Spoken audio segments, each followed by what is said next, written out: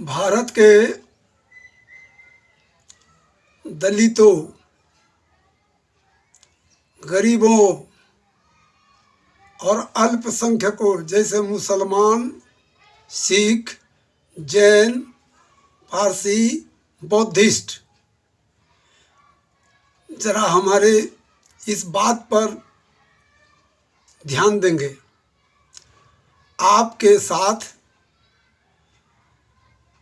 शुरू से शासकों ने ध्यान नहीं दिया और संपत्ति वाले धनवानों के साथ में सत्ता रही है। तो इस संबंध में खास करके मेरी एक किताब है,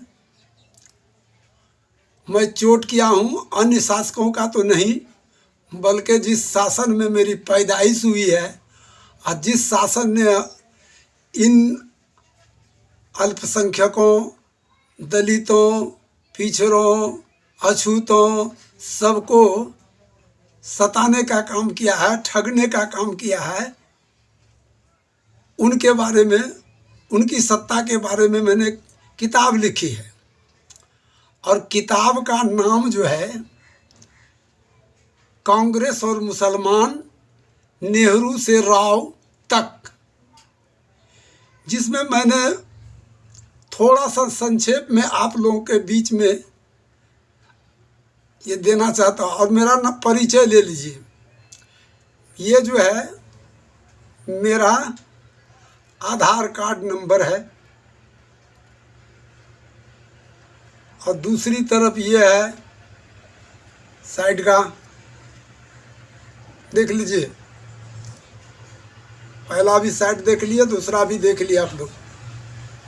जिसको पूछना होगा तो हमारे मोबाइल नंबर से पूछ लीजिएगा, जिस पर के हमारा ये लगा हुआ है 70 70 55 38 70 मोबाइल नंबर है। जिनको जिस प्रकार का प्रश्न करना होगा वो इस पर कर सकते हैं। अब मैं जब भी किसी भी चीज़ की शुरुआत की जाती है, प्रारंभिक अवस्था में उसकी कुछ भूमिकाएं दी जाती हैं। उस भूमिका को मैं आपके सामने रख रहा हूँ। अगर जिहोश होंगे तो आज भी आप संगठित रहेंगे और उस कांग्रेस या अन्य भी सत्ताधारी पक्ष जो है, इस दोनों को तौलेंगे। आपको तीसरी संगठन की जरूरत है और उसमें गरीबों को लीजिए, पूंजी पगहा वालों को मत लीजिए। पूंजी वाले को, दल बदल वाले को जब उस संगठन में लेते हैं तो वो तो फिर वो अपना वही चाल चलेगा। इसलिए कि मैं अब उस पुस्तक की एक छोटी सी, जिससे आपसे निवेदन कर रहा हूं मैं, अब उस पर गौर कीजिएगा कि मैं निवेदन क्या कर रहा हूं। भारतीय इतिहास के अध्ययनोपरांत ये ज्ञात होता है कि भारतीय शासकों ने सदा से बहुसंख्यों के उत्थान पर ही ध्यान दिया है।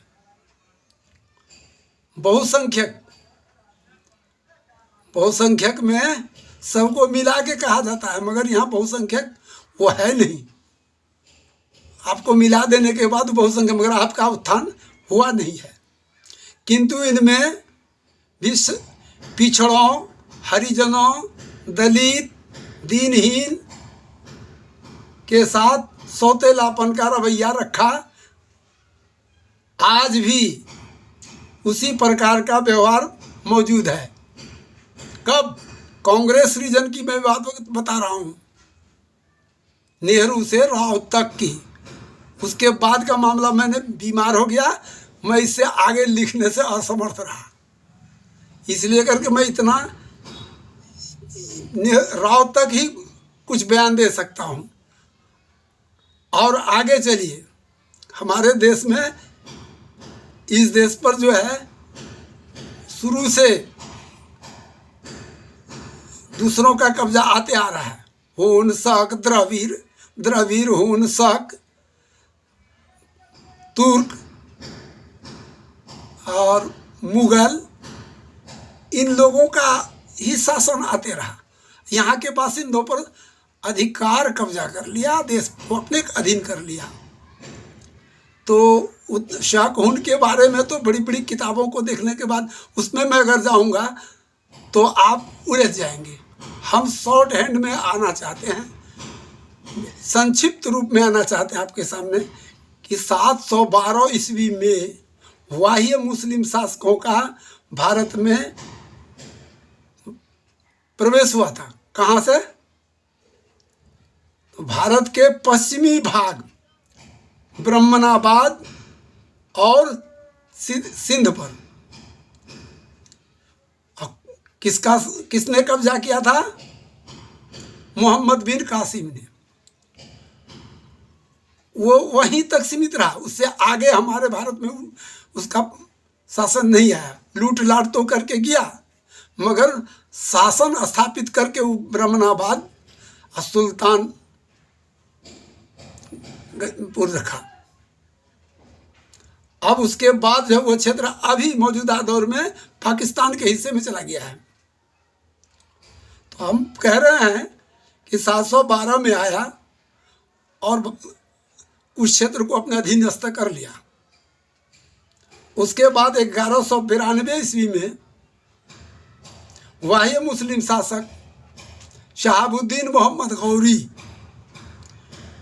जो अफगानिस्तान में, वो क्षेत्र गौड़ जो पड़ता है वो अफगानिस्तान में पड़ता है, वहाँ का था। तो अपने नाम के साथ में उसने जगह का नाम भी रखता था, गौड़ के जगह पर गौरी। महमूद गजनवी जो है उससे पहले आया, लूटपाट करके सोमनाथ का मंदिर का संपत्ति लेके चला गया। वो 1025 की बात है। तो हमारे यहाँ संपत्ति अगाध संपत्ति, और हमारे भारतीय लोग इतने ब्राह्मणवादी व्यवस्था के अंदर गर्क हो गए थे, गुलाम हो चुके थे, आज भी हैं कि उन पर पूर्ण विश्वास रखते थे। हमारे राजा महाराजा जो थे यहाँ के, वो सब पूरी संपत्ति मंदिर में रखते थे, विश्वास करते थे पंडित जी पर, पुरोहितों पर।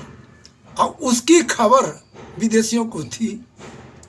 जब तक हमारा लोग यहाँ का जासूसी नहीं किया तो महमूद गजनवी यहाँ कैसे आ गया?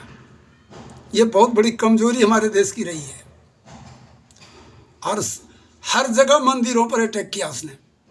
मथुरा तक गया, अयोध्या तक गया, सब मंदिरों पर, मगर मोटा रकम पाया उसने सोमनाथ की मंदिर गुजरात में चला गया। उसके बाद 1191 में जो है शहाबुद्दीन मोहम्मद गौरी का आक्रमण हुआ, तो वो तराइन के मैदान में जो है जख्मी होकर के भाग गया। फिर वो तैयारी करके जो है 1192 में है, और उस समय में भारत 2 स्टेट का मालिक था, अजमेर और उत्तर भारत में दिल्ली का शासक कौन था? राय पिथौड़ा, जिसे पृथ्वीराज चौहान तृतीय के नाम से जाना जाता है। उससे युद्ध हुआ। उसमें हमारे लोग, उत्तर प्रदेश कन्नौज के राजा जयचंद जी ने उसका साथ दिया, विदेशियों का, आक्रमणकारियों का। तो आपस में हम में मेल नहीं था। नहीं तो उसकी फौज और हमारी फौज बहुत बड़ी फौज थी पृथ्वीराज चौहान की, मगर वो धुरतई से, हमारे घर के भेद से उसने हमारे देश को जीत लिया। पृथ्वीराज चौहान जो है युद्ध क्षेत्र में ही मारा गया।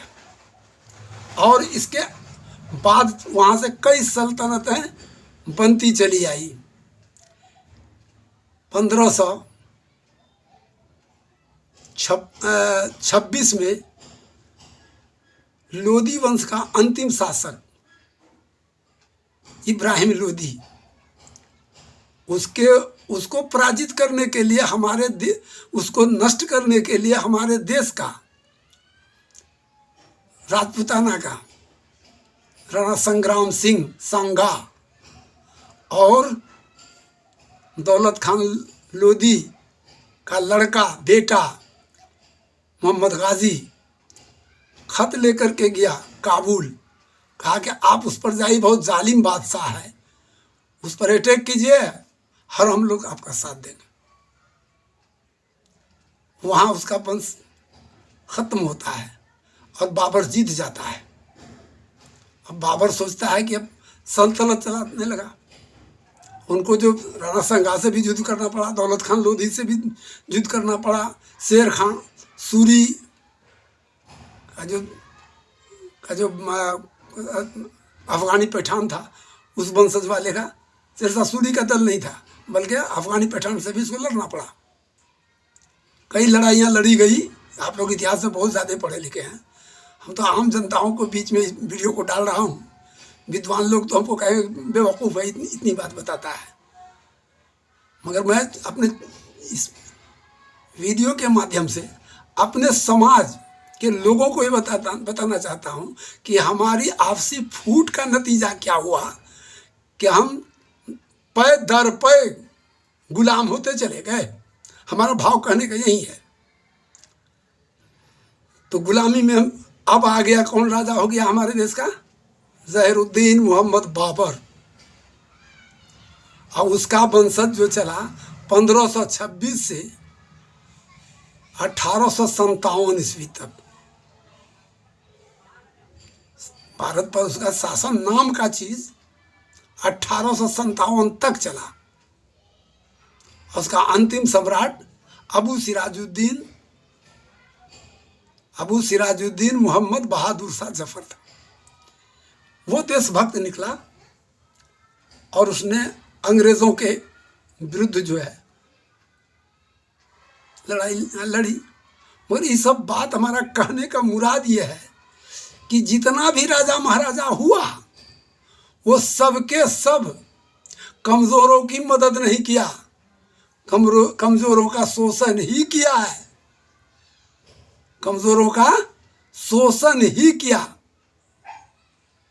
तो अब मेरा खुलासा कहना होता है कि यहाँ पर सल्तनत काल से लेकर के मुगल काल तक 684 वर्ष भारत पर बाह्य मुस्लिम शासकों का शासन रहा, किंतु भारतीय मूल के मुसलमानों के साथ वह क्या करता था? भेदभाव रखता था कि हिंदुओं से जो मुसलमान है उसको हम सल्तनत के हिस्सेदारी में नहीं रखेंगे, विदेशी आदमी को रखता था वो।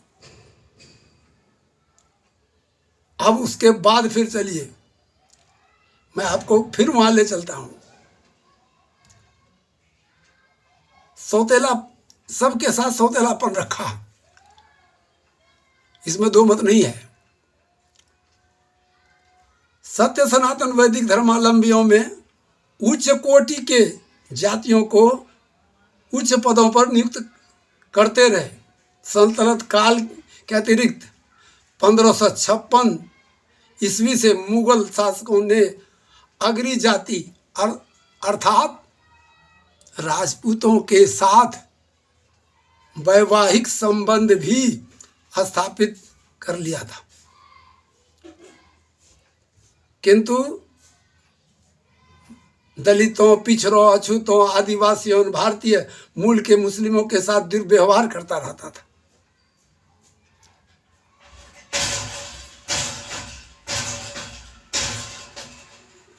और उसके आगे मैं बता रहा हूं आप लोगों को, सल्तनत काल और मुगल काल में इन जातियों को किसी भी उच्च पदों पर नियुक्त नहीं किया गया था। उसके बाद जब अंग्रेजों का मुगलों का दौर खत्म होने का, मुगलों का दौर था ही, जिस समय के 27 मई 1498 को वास्को डी गामा भारत आया, दाखिल हुआ। तो वो कहाँ आया था? केरल में। और 11 जनवरी 1608 में अंग्रेज जाति ब्रिटेन से भारत आई। डच, फ्रांसीसी आदि जातियों का व्यापार की दृष्टि से आई थी, किंतु भारत में मुस्लिम शासक नूरुद्दीन मोहम्मद जहांगीर का शासन था। इन शासकों की गृह कला और दूरदर्शिता से अंग्रेजों ने लाभ उठाया। अंग्रेजों ने 22 सितंबर 1857 को अंतिम मुगल शासक अबू सिराजुद्दीन मोहम्मद बहादुर शाह जफर को कैद कर भारत का शासक बन गया। अंग्रेजों ने भी द्वैध नीतियों का अनुकरण किया। 1893 में भारतीय हिंदू मुस्लिम दोनों जातियों के आपस में लड़ाया तथा सांप्रदायिकता की नींव डाली, जिससे आज तक भारतीय मूल के हिंदू मुस्लिम तबाह बर्बाद हो रहे हैं। मेरा तो एक खुलासा कह देना हुआ, ये एक तरह का शॉर्ट हैंड बात इशारा कर रहा हूं मैं। उसी संप्रदाय की कड़ी के तहत 15 अगस्त 1947 को अखंड भारत का खंडन हुआ। 14 अगस्त 1947 को मुसलमानों ने पाक नाम से देश बनाया और 15 अगस्त 1947 को पंडित जवाहरलाल नेहरू तथा अंग्रेजों ने ये दोनों को इस एक ही डेट में जरा सा 12 बज से पहले, जरा सा पहले पूरा 12 बज गया तो इसको पाकिस्तान की आज़ादी की घोषणा की। अब 12 बज के 1 मिनट हुआ तो भारत की घोषणा कर दी। कांग्रेस सी नेता पंडित जवाहरलाल नेहरू तथा मुस्लिम लीग नेता मिस्टर मोहम्मद अली जिन्ना के आपसी तनाव के कारण अखंड भारत का विभाजन हुआ। कांग्रेस और लीग के चलते भारतीय हिंदू मुसलमान की जानी माली इतनी बर्बादी हुई जिसको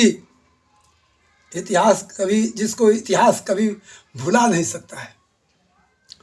राष्ट्र विभाजन होने पर राष्ट्रवादी मुस्लिम नेतागण भारत में रहना पसंद किया, जिनमें हुसैन अहमद मदनी, शेख वहीदुद्दीन सिद्दीकी, मुख्तार अहमद अंसारी, मौलाना अबुल कलाम आज़ाद इत्यादि थे। राष्ट्रवादी नेतागण अबुल कलाम आज़ाद के नेतृत्व में 4 करोड़ 50 लाख भारतीय मूल के राष्ट्रवादी मुसलमान अपनी मातृभूमि भारत में रह गए। कितना आदमी रह गया? 4.5 करोड़ लोग मौलाना अबुल कलाम के नेतृत्व में भारत के अंदर रह गए। उसमें नेहरू को अपना उल्लू सेकना था, क्योंकि उधर जिसे उसने ढील दिया था 1925 में जो आरएसएस की स्थापना हुई थी, वो हिंदूवादी कार्ड खेल रहे थे और उनका दबाव था कि हमारे आदमी और हमारा जो विधि है फासिस्टवाद की उसको हम लागू करेंगे। तो इसलिए सोचा कि वोटिंग का ज़माना होगा तो वोटिंग में हम मुसलमानों को कुछ नहीं रख लेंगे, तो अगर समूचा हिंदू उधर चला गया तो हम तो हार जाएंगे, फिर हम प्रधानमंत्री का पद संभाल नहीं पाए रख ले सकें। हमको प्रधानमंत्री के लिए लड़ाई लड़े हैं, देश का विभाजन करवाए हैं। पहले तो हम मिस्टर जिन्ना को ही इसका दोषी ठहराते थे, मगर नहीं, पूरी इतिहास को खंगालने के बाद ये पता चला कि यह किसी को जिन्ना इससे कहीं तजुर्बे में अच्छा था, विद्वान भी उतना ही था। ये इनकी संपत्ति से इसमें आज़ादी की लड़ाई में खर्च हुई थी। गांधी जी ने इसको सपोर्ट कर दिया। गांधी जी की ये जिद बांध लिया था कि प्रथम प्रधानमंत्री हम ही बनेंगे, और वो भी जिद आ गया था। उसको उल्टा बात कह दिया था। नेहरू ने कुछ उलट सुलट कह दिया था जिन्ना को कि तुम कम आबादी वाले प्रधानमंत्री नहीं बन सकते, हम देश का खंडन करके रहेंगे। उस पर जिदिया गया और पकड़ लिया लय को। इसका विस्तार आपको हमारी इस किताब में मिलेगी, विस्तार रूप कैसे कैसे हुआ, पूरा डाटा कांग्रेस का मैंने तैयार करके रखा है। तो अब सवाल है कि राष्ट्रवादी लोग तो यहाँ रह गए। अभी अबुल कलाम आज़ाद केंद्रीय प्रधानमंत्री बन गए नेहरू के टाइम में, और 58 में वो मर गए। एमसी करीम छागला हुआ,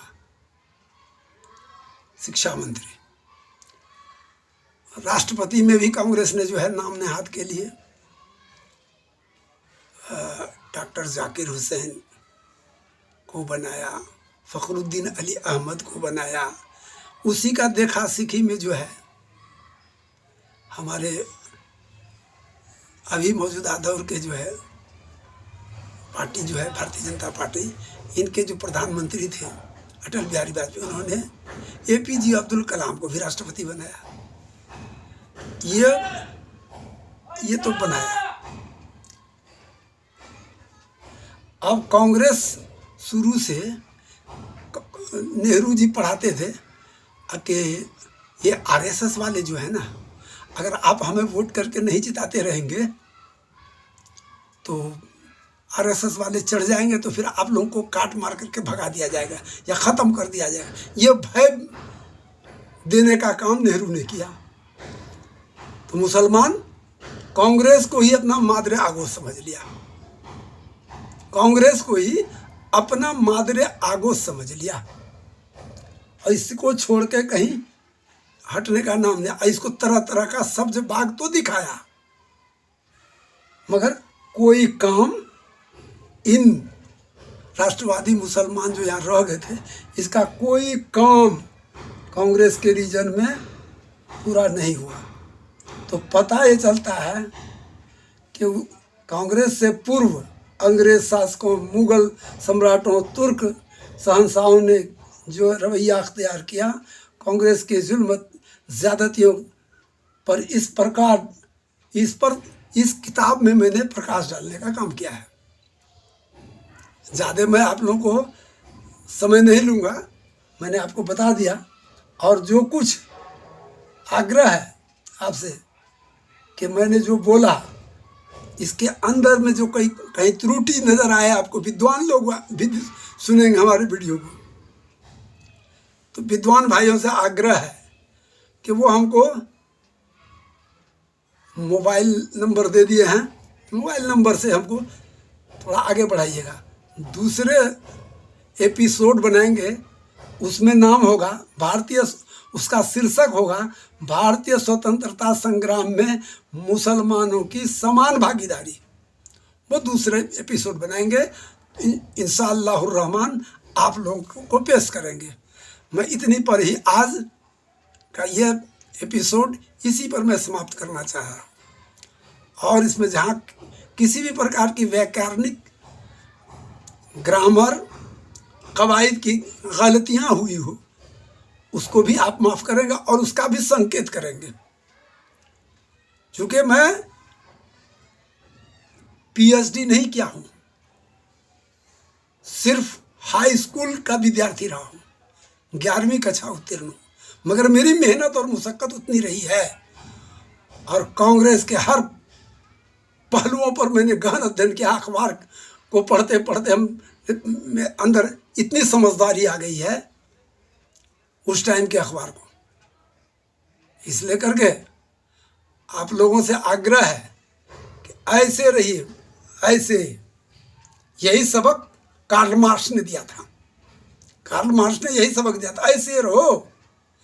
और ये बात ध्यान में रखो, ब्राह्मण हो, राजपूत हो, भूमिहार हो, कायस्थ हो, और शेख हो, सैयद हो, मुगल हो, पैठान हो, कुंजरा हो, दुनिया हो, केवरत हो, कुम्हार हो, कोई भी बिरादरी का आदमी हो, एक प्लेटफार्म पर आओगे।